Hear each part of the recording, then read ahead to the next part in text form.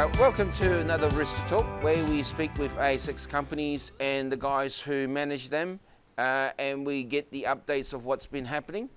I've got Cyprium Metals Limited here today, and I've got Barry Cahill, who's the managing director, and he's going to be talking to us about the recent announcement that they've had, pretty much what everyone's been waiting for. The code is CYM and the market cap's about 70.8 million as we speak. So Cyprium is all about the Nifty Copper Project. And Barry, welcome. Thank you. Merry Christmas. Same to you. Look, let's start. I mean, everyone's been waiting for this announcement, and here it is. Yeah, pretty happy. It seems like it took a long time, but when we look at it fundamentally, it's taken us to get this far about seven or 8 months. And what we've announced is the prepayment offtake part of the facility that we're trying to get. And what that means is, and why it's important, is that the debt component is in two parts. So we have a senior debt, which is fully secured against the assets.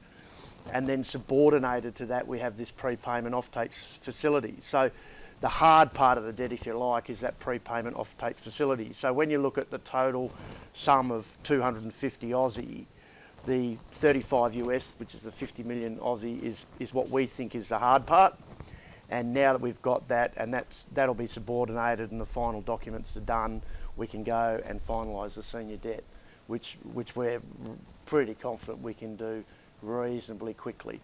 And in fact, as I sort of discussed with you earlier, we sort of held back on this release a fair bit because we've sort of, in that period of time when the market's sort of gone a bit south, we've had a bit of difficulty with this part of the debt, which we've announced to the market, obviously. So we wanted to make sure this time that the due diligence were finished and that the documents were all but. And they are, they're all but finished. So due diligence is finished, it's all but finished. And as usual, for Cyprium, here we are doing it through Christmas.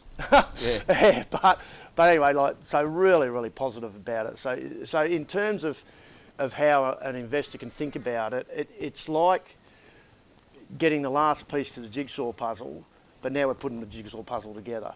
So we're missing this one piece, and we've got that one piece, which is this offtake prepay from our friends at Transmine. So now that we can complete the jigsaw puzzle, and we think we can do that in a reasonably quick time.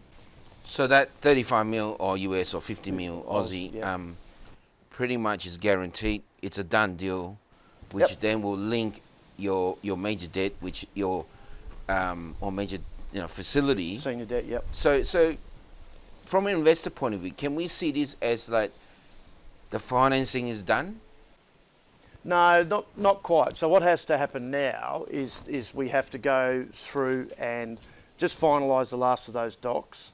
Then we press the button on senior debt. And the way we do that is the board has a meeting, we look at all the numbers and all that and what's on the table, and we make a final investment decision, which is FID, and then the button's pressed. A couple of weeks after that, the money goes into the bank, the whole package is done, and then basically we can start drawing on money and start the construction process, which obviously we want to happen as quickly as possible. From that point, when the construction process commences, remember that our construction is a refurb, so it only takes 12 months. So from the time we get the money in the bank, we start the refurb, it's 12 months, and then we're producing copper metal. So it's quite a quick process. As I say, it's Christmas, so the problem at the moment is like everyone's shutting down and we're waiting for people to start to wake up into the new year, and then we can hit it a bit harder and get it all done. But as I said, we're pretty confident we can get it done in a reasonable amount of time now. We think this was the slowest component, notwithstanding issues that might arise, but we think this was the most difficult bit. We've done that. And we've actually done it with a party who we're pretty keen on in Transmine, which is a trader, because as you know, our plans aren't just around Nifty, they're about growth plans around Nifty, Maroochydore and the Nardi Well. And we've always said we wanted a metal partner to go with us on that journey. We've dealt with the guys before, in former companies, and we quite like the transaction they've done, and we quite like the parties themselves. So for us, at Cyprium, we think it's a pretty good deal that we've done, and as I said, now we get the senior debt done as that follows on, and then we're away. So pretty good news for us. So in terms of Nifty, this is a prepayment for metal. Yep. Right. Yep. So I mean, most of the consensus that the copper nickel should move in a positive direction as we go forward 2023. How does this fit in the Nifty schedule, Nifty production? Because obviously now you got a guy that says, hey, I'm guarantee you this amount of money of the metal, and then do you just then go to the market after that, or they'll carry on, or is there a component to that? So what the offtake deal is, they take 140,000 tonne of metal and they take it at market terms. Okay. So we still get the same pricing and market terms that we'd always get, and then the debt is repaid back off revenue. So there's a part of the revenue that pays back the debt. So that's how it works. So in terms of the market exposure, we basically still have the same market exposure to price and premium and things like that. And it's like a sharing arrangement. But remember, when you, and we've seen it ourselves, is when you actually are selling physical metal. So I've got a tonne of copper cathode. I can actually sell out in the market on a what's called thin cover on a short-term forward. So I can sit there in the market with my tonne of metal and I can pick a higher price on a forward curve and get a better price than the current price. So that's what traders are very good at. And so we normally don't expose ourselves to that because we want our revenue. So we sell at a certain price. But if they can sit there, they can actually make reasonable money on it because they've got the metal. They can bundle the metal up with other metals and do all sorts of things that we wouldn't normally have any exposure to, and really that's how they make extra money, and good on them, quite frankly, because we wouldn't normally make it. So, I mean, as a shareholder, I am a shareholder of Cyprium. When we sit back and we look like, okay, financing's done, first step, everything else, good to go. How should we position the new guys who say, hey, you know, Cyprium's done this? How should they position themselves for the long term with Cyprium? Is this a done deal, guaranteed, you know? No, nothing's ever a done deal, guaranteed, because as you know, the market could turn south tomorrow and then everyone's in a whole world of hurt. No, what investors should be doing is they should be looking at their risk profile. So we talk about this before, we're on this J curve. And generally what happens is the market cap drops as you go through this financing and construction, and then when you start producing metal, the J curve takes off. And it's all about risk. So when you talk to investors, it just depends on their risk appetite. So some investors who I've been talking to who've invested have said, no, I don't mind the risk, I'll invest now before there's any finance. Then other investors will go, right, well, you've got the hard bit of finance, I'll invest now.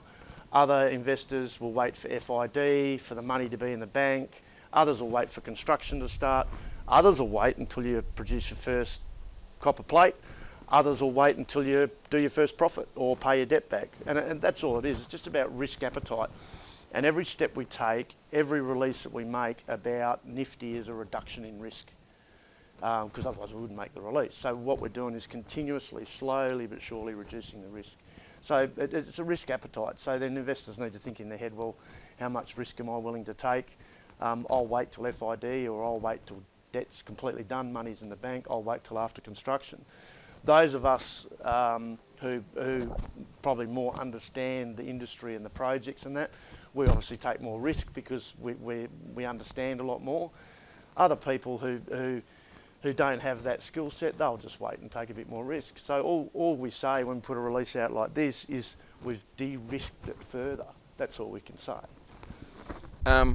You know, as we know, there are always believers and there's always non-believers of the Nifty story. I've heard plenty of both sides, I guess. And as a shareholder, obviously I've taken one side. What's the positive and negatives for these guys out there? I mean, what could go wrong technically? I guess, you know, what we've just discussed is just the money side of things and everything else. But what could throw a spanner in the works for you? Well, effectively. Or what could not, I guess, yeah. So just just to answer the first part of it is the perception of Nifty. So there's a couple of perceptions of Nifty, negative perceptions. The first thing that investors should remember is that in Australia, we're not very good at heap leach. And so there's always this negative perception of heap leach in Australia by Australian investors, because lots of them have been burnt by heap leach that hasn't worked very well. Every other country in the world seems to do it pretty well. You know, Asia, South America, North America, all that. All the biggest projects. Yeah, all the biggest projects are heap leach, and it works really well, and there's technology and all sorts around it. And yeah, but like even ourselves, we've gone to South America for some expertise to do with the met balance and that of the heap leach and the SXEW, because you can't get it in Australia. So we've actually had South American consulting firms doing some of that work for us, because they do it very well. And they do like chlorine, bloody leach, and all sorts of different things, you know. Over in Australia, you say, oh, heap leach, and they, ooh, you know, everyone loses the plot. And I'm not surprised, because we're not very good at it. And the part of the reason we're not very good at it is that, and I keep saying this, and a lot of the world won't listen, because there's so much history around negative heap leach, people won't listen. The problem with heap leach in Australia is what is done in the lab is not transferred into the field. And that's Nifty. So when you look at the history of Nifty under Western Mining, the first thing that they did, so they did the met test work, which worked, over 90% recovery, crushed it to a particular size and did the test or whatever. So then what they did was they truck dumped it, and then they rode on top of the heap leach. So that was their first 2 pads, I think. So they compressed it, the particle size was too big, and it didn't do what it's supposed to. So then by, I think it was pad 3, they started to get it right. They had a lot of fines. They solved the fines problems with agglomeration, so they fixed that technical issue. And then my understanding of the history was they then had Olympic Dam, which is tier 1. Nifty was less than important, so then they sold it to Straits. So Straits had some success at Gorilla Bone, or Jura Lambone, and then they came over to do the heap leach, and they had some moderate success with it. But again, a number of issues in the heap to do with a whole lot of things and a whole lot of history. And that really is the key to what we're trying to achieve at Nifty on the heap leach. And then they on-sold it to Aditya Birla. So Aditya Birla's focus was the sulphide ore body underneath. So the Nifty ore body's got this oxide on top, got sulphide underneath. Aditya Birla were focused on the sulphide and sending that to their smelters in India. So they built a big concentrator. They weren't really interested in the heap leach, so that's the sideline, and it didn't perform very well for quite a number of years because they just weren't focused on it. It was all about the chalco. So they go underground on the chalcopyrite in the big mining areas, and they feed it into the concentrator. They start to sell the concentrate to, or not sell it, but to deliver it into the Indian smelters, and they shut the oxide. So then Aditya Birla run the underground. They basically do what they plan to do, which is take the ore body out. They have some ground support problems. Metals X buy it off them, came in and weren't so successful and put on care and maintenance. So when you have a look at the phases of Nifty and where the negativity's around, so the initial negativity around the heap leach is based on poor operating parameters on the heap leach, and then the tail of it where Aditya Birla weren't interested in it. Then Nifty as a project today is all based around the underperformance of an underground sulphide mine and the inability to recover that up to the production profiles. But Western Mining made good money on it. Straits made really good money on it, and Aditya Birla made good money on it. Really the only ones that didn't make money on it was Metals X, but that's what everyone remembers.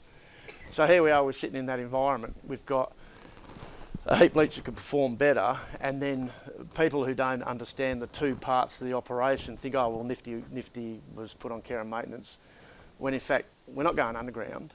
The phase 1 is all about oxides. It's got nothing to do with sulphides, it's got nothing to do with the concentrator, that's for later. It's all about the oxide.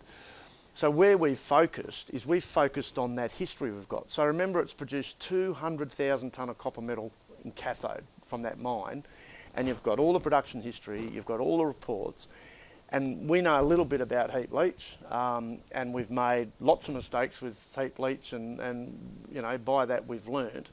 And we've gone through and we've broken that heap leach down component by component, and then gone to the lab, fixed all those components up in the lab, and come up with the results that we've gone with. And quite frankly, we have basically eliminated some historical beliefs at Nifty about why the heap leach performed like it did. And I think that really is, for the technical people, the hardest bit for people to understand, because people won't accept that a lot of times mining operations are run poorly. And I've spent a career going into mining operations that were running poorly and turning them around. And when you go into the lab and have a look with a heap leach what's been done in the lab, and then go and have a look at what's been done on site, you can see quite clearly the differences. And then if you can fix those differences, then the thing will perform. And that's Nifty. You really have to have some really rigid discipline about the heap leach to make the heap leach perform. Once the copper's in solution goes through the SXEW, that's not a problem. It's like a manufacturing plant. It still has its difficulties. And the key is to get metallurgists, operators and engineering people who are familiar with all of that. And that's really what we've done. We've tried to put a team together that can do all that. We've got parts of the team who've worked with us before on heap leach, SXEW. We've brought in metallurgy strength on heap leach, SX and EW, technical, practical strength, engineering strength where we might lack. And that's really the basis for what we've done. And again, the market or the investors out there who are negative on Nifty, you won't change their mind until you drop copper cathode in the deck and you show your results, because they're like this, they're tunnel vision blinkered about it. It's not that hard when you go into an operation that's achieved a particular recovery and made good money to then have a look at what was done and then improve it, because that's all you're dealing with. You're not dealing with this bit, the baseline. It's not like you're starting from zero on a greenfield site. You've got a baseline where 17 million tonnes achieve this baseline. You're just trying to improve the increment. That's all you're doing. And the market can't come to grips with that. And really, as I said, it's all about, it really is a transfer of the knowledge of what you see in the lab to the field. Chemistry doesn't lie. This is the key. Chemistry doesn't lie. Chemistry is chemistry. When a reaction takes place, it takes place. If it's not taking place, there's something different. Conditions, whatever they are. And that's really what we're focused on. And that's why we're so keen on heap leach, which I've discussed before. You know, you cut out a smelter, you cut out transport. Hydrometallurgy is the way to go. The impact, environmental impact's much less. There's all these positive benefits, more revenue your side, you can get your recoveries up, you can do all sorts of stuff, and that's why we focus on it. And that's why we went to Nifty. We went to Nifty on the heap leach. We didn't go on the rest, we just ended up with a whole lot. So, and watch this space. So all I can say to an investor out there is if you're reading something or someone is saying to you, Nifty won't work, then you can sit in the grandstand all you like. And you can watch and you can throw hand grenades, you can be negative. Slowly but surely we'll achieve our objectives. And when we achieve our objectives and when we achieve what we said we're going to do, what are you going to do then? You look like a buffoon. So either I'm going to look like a buffoon or you're going to look like a buffoon. And the industry, part of what the industry does at the moment, I think, is it's that old story, is you're in a race for capital dollars. And the mentality in the industry a little bit is instead of running to the finish line and being first, they turn around with a hammer and they take your knee out. You see the mentality, and you've seen that yourself just starting to list a company. There's people on the sidelines for their own benefit talking you down. I think the key for me anyway, I mean the great interest, all the great big projects, the porphyries, they're all doing heap leach. And they're doing heap leach in a size that's much bigger than what you're talking about, and they're all still doing it, and they're all laughing all the way to the bank. And as you know, I think it's key what you said. You know, it is straightforward. It is simplistically, it's particle size and chemistry. You get those, and once you get those two right, it's just watching, well, better than watching, well, it's like watching grass grow, but except that there's money coming into your bank, because that's my understanding. That's my what I've learned over the years with heap leaching is if you get it right, you got the right guys running it, is the most cost efficient way of extracting metal. But obviously you can't do it to certain ores, only a certain type of ores. If you got the right ducks lined up, I think it's a very simplistic process. Is that a fair comment from a layman's point of view? Today it is, but I think in the future, so chemistry is chemistry. So most of the copper minerals will leach. It's just a rate they leach. So all heap leach is about is accelerating the rate of leach. So if something leaches easily, then you don't have to accelerate it. But if something leaches slowly, like a chalcopyrite, then you have to accelerate it. That's the key. And what you're seeing now, because technology and all those sorts of things are very, very useful for leaching, because as you know, with the chemical equation, if you add heat, it goes quicker. If you add pressure, it goes quicker. You know, like the pressure biox, the POXs and all that, the pressure oxidation methods. That's all it is. It's just an increase in the oxidation rate. And in fact, burning is an increase in combustion, is an increase in oxidation rate. So all you're doing, which is a smelter, all you're trying to do is increase the oxidation rate. So I think over time now, technology, and you see that out in the marketplace, there's quite a number of companies coming up with technology, different reagents like a chlorine leach or catalysts and all that, and most people have heard of them, which is accelerating that. And that's, I think, the big advantage in hydrometallurgy, because if you can get it right, you can get those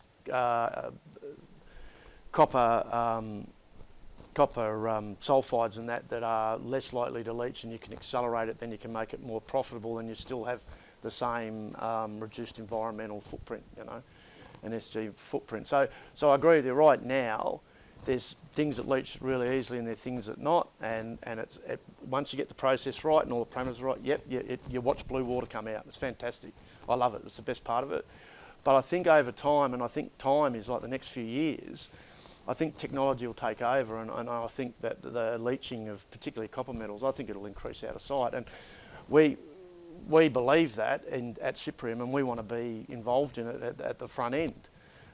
Because as you know, when there's always this demand of a particular metal, then the technology takes over and it hits the demand on the supply side. Copper's running into that at the moment, you know. So when the price goes up, the technology takes over and you can get more copper. So we think that in terms of hydrometallurgy and all that, we think it's going to improve over the next few years, and we want to be right in the middle of it. When you talk about blue water, I think of purple water in a chemistry lab. I think of my chemistry teachers talking about titration. Yeah, titration. Titration. Yeah. So anyway, look, any boxes left in the regulatory part that hasn't been ticked off? Yeah, the only one is the which I've spoken about before. Once we make final investment decision, then there's a approval through the state agreement to the Department of State Development, and basically we have to be financed and ready to go to get that approval, and that takes a couple of months, which is not a problem. And you know, we've been in conversation with that department, and they keep asking me when's it coming, and they're ready to go, we're ready to go, but there's this time. So we have to make FID, because as soon as that approval's given, we have to start work. You can't delay. And we're happy for that, you know, so that's what we want to do. So that's the only one of that left. So really what we look for in terms of our news flow moving forward is we look for our final investment decision, which means the senior debt's packaged up, then we hit the button, the senior debt goes in the bank. In that time period, we'll get the final approval. But remember, the approval for the state agreement's only on the amendment, it's only on the extra stuff. So all the other stuff we can actually start work off, because that's approved. So it's only the extra stuff. So we can start refurb, order long lead items, start mobilising refurb crews and all that sort of stuff. And then we get that final approval, and then we're away. And as I said, from the time we start that refurb, it's 12 months. So yeah, pretty bullish, sort of getting hopping on the line almost, ready to go. So it's getting pretty exciting. But a few more little steps to go. We put the jigsaw together and away we go. I mean, the last time we had a conversation, we finished on a conversation around the tiger. So has this tiger been thrown out the door? Is the tiger still hanging around? No, I like the tiger. I reckon the tiger's nifty itself. No, what it's done, it's put one set of claws away. So we got him by the tail. He's put one set of claws away. We just got a few teeth to pull and we'll be away. He'll be a pet tiger shortly. We'll all be sitting there patting him. So, and again, just on Nifty, I don't think people understand how big Nifty is. We're a tiny company, and in finance, that's always been part of it. Is that when we take people to Nifty and they see how big Nifty is, they go, whoa, because we talk tiger by the tail. It's a 900,000 tonne ore body, a copper ore body that's open.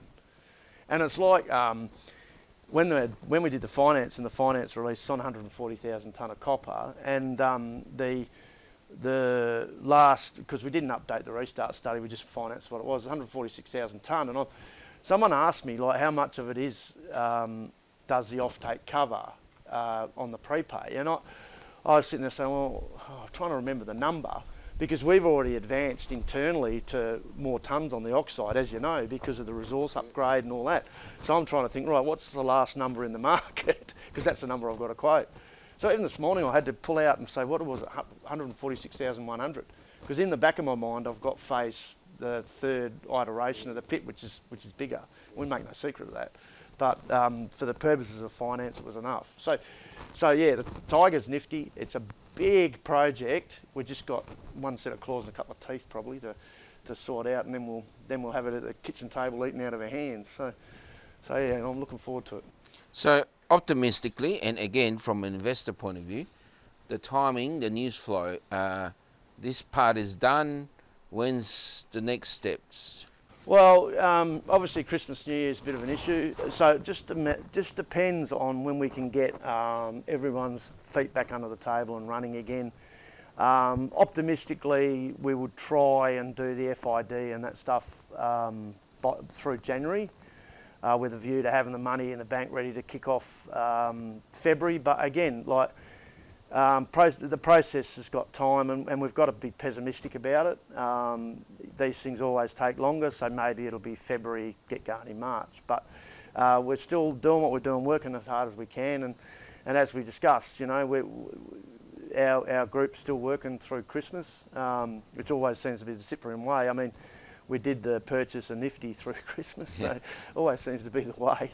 But we're working as hard as we can. We'll get it done as quick as we can, because the strategy still is to plate copper metal cathode as quickly as possible. So as quick as we can, we'll get it done. All right. So look, in conclusion, just to summarise everything, the senior debt is in place.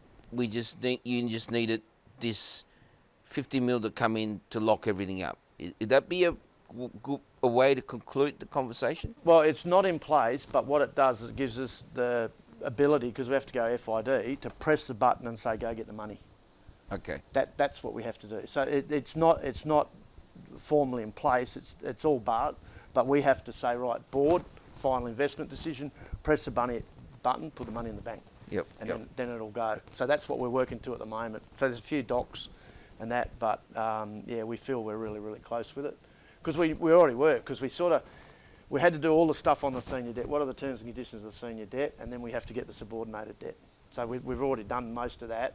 Now we've put the subordinated debt, we lock the two together, press the button on the senior debt, and away we go. Okay. That's the plan. Just a matter of process, I guess, in some ways. Yeah, again, lawyers. Slows us all up. But anyway. All right, look, Barry, fantastic. Look, it's a great way from a shareholder point of view. It's all good news. And, with the copper market going the way it's supposed to be, narrated this way it's supposed to be, I think it'll be very interesting 2023 for you. Yeah, no, certainly. No, it's going to be exciting. We'll be building. We'll be building in 23. The year of the rabbit, mate. Oh, is that what it is? All right. Thank you. No, thank you. That was great.